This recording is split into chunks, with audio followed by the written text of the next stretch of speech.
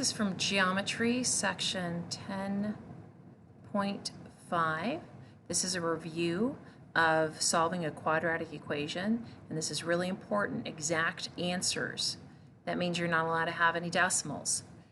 So the first thing I'm going to do is I'm going to rewrite this in standard form by subtracting 12x from both sides and 35 from both sides. Now that it's in standard form,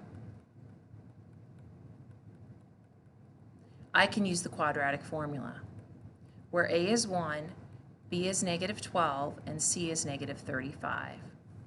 And the quadratic formula says my solutions will be the opposite of b plus or minus the square root of b squared times 4ac all over 2a.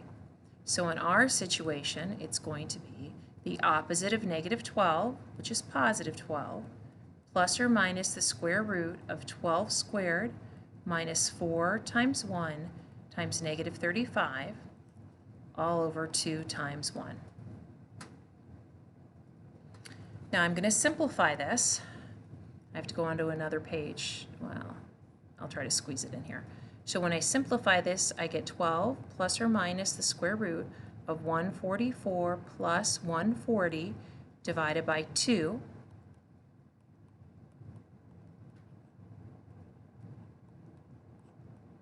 I'm not done because the square root of 284 has a perfect square inside of it.